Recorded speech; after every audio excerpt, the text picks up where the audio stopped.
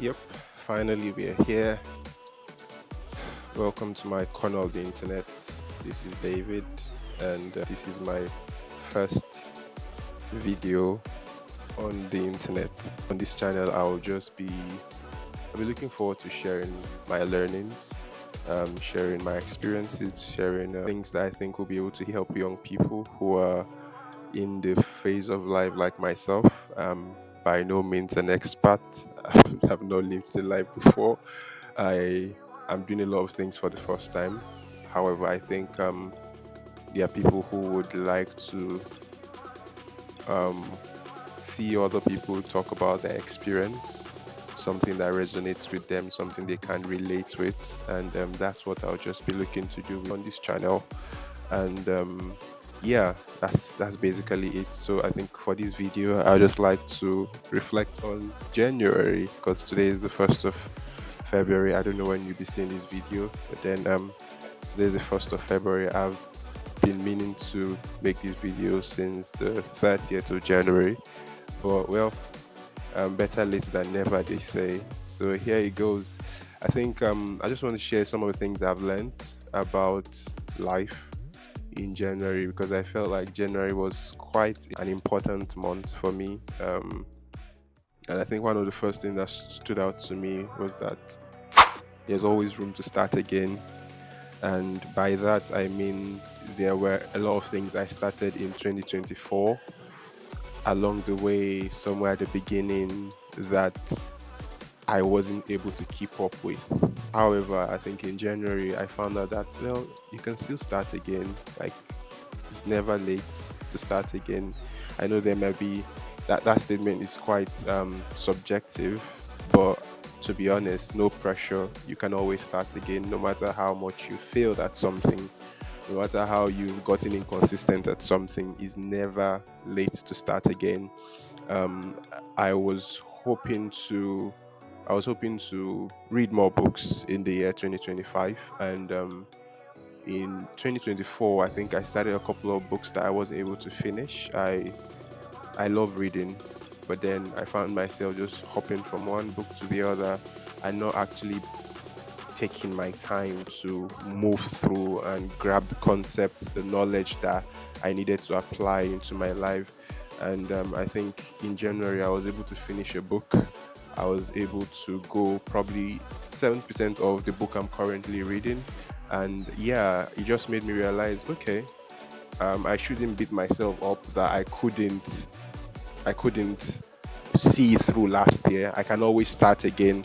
Um, as much as I'm willing, I can always start, no matter the feeling of, oh, I'm not competent, I can't do it. I can always do it if I want to. So I think that's something that stood out to me.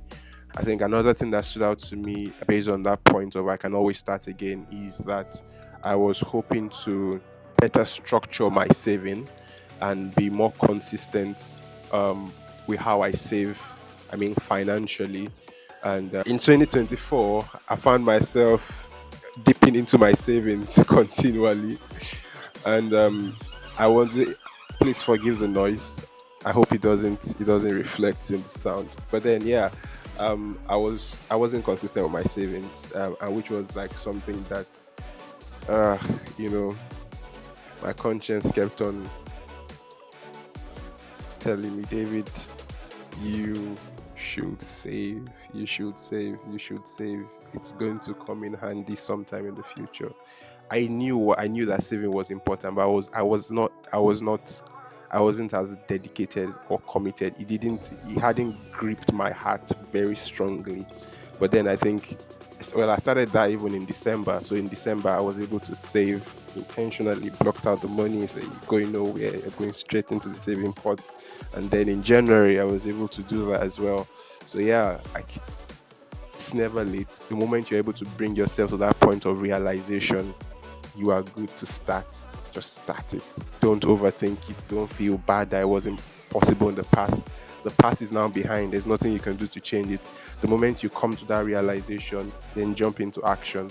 Um, so I think the next thing that I learned um, in January was I could form new habits, and I think that ties in well with the first point. So, saving habits, I was able to develop that.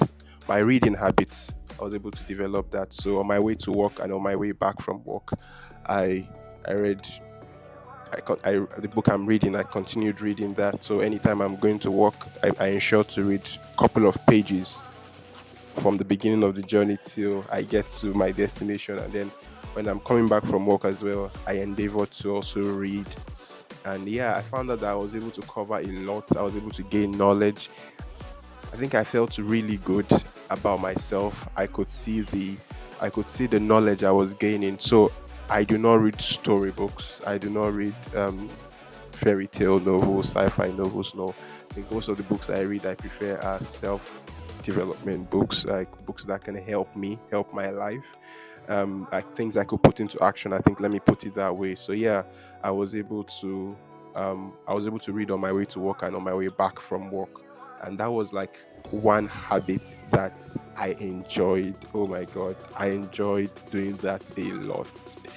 It made me feel good about myself. It made me feel confident that I was adding value to myself on a daily basis. And I think if you're a young person and you sort of in that place where you feel like there's no improvement in your life, number one, it's okay to feel that way. Number two, don't beat yourself too much. Number three, get to work. Just begin to do those things. You don't have to do them at some crazy height. By that I mean you don't have to begin to you don't have to set a goal to read a whole 300 and something page book in a week. No, you can start by a couple of pages, probably in your leisure, or a couple of pages during your break. So yeah, I think that really helped. So starting new habits was something that I was able to do in the month of January. I think the third will be something I learned, and I think this one struck a strong chord. I think he hit me in the belly. It was the realization that if you want it badly, you would make time for it. Yeah, if you want it badly, you make time for it. And if you observe all the lessons I've mentioned, the first one, the second one, and now the third one, they all tie in together. Just think yeah, this is like a loop. So if you want it badly, you would go for it. So one thing I wanted badly was to be able to structure my day and build a system around my day. So in the morning, on my way to work, when I get back home, before I go to bed. So I wanted to build that sort of structure because I knew that for the couple of things I'll be needing to do in the coming months, coming weeks, and within the year 2025, I needed to build systems and structure for them. So in 2024, I knew that, but then I think now in retrospect, I would say I didn't think I did. I wasn't at a place where I wanted it badly.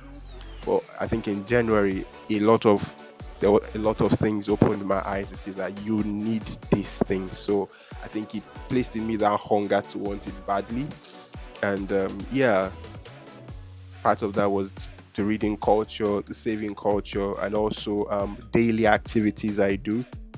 So in 2024, I listened to sermons a lot, almost every day. There was always something that was building up my spirit, but then I wanted a structure to that and something that would also tie in with other important things I need to do.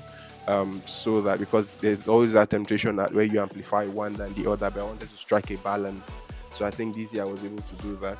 I was able to be consistent with listening to teachings, listening to faith classes, and also I was consistent in my Bible reading because I'm looking to read the Bible in 1 year. Oh my God, I just said that online.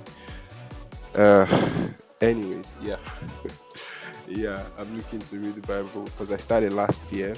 I got to I got to a point, and then the cares of this world, not sinful cares now, important cares, but yeah, the cares of this world got in the way, and it wasn't priority anymore. But then in January, oh my days, it was priority.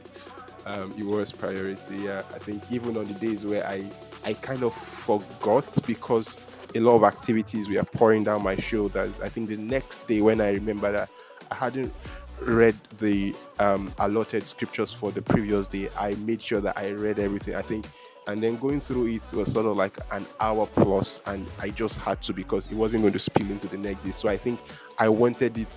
There was that wanting it badly desire that I had in me, which was really good, and I feel like it's something I learned. So if I'm finding that I'm not doing something at the level at which I want to do it, it means that I don't want it badly.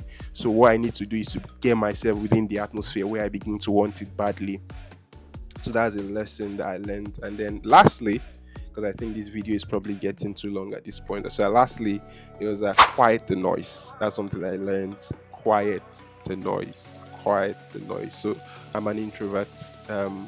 For the most part, I think I get extroverted when I'm around family, friends, and people I feel very at ease and at peace with. But then, even being an introvert, there's always distractions. Sometimes things that are valid, but still distractions. One of that was making sure that I set periods of times within the day where I was just still. There was no noise. I wasn't on my phone.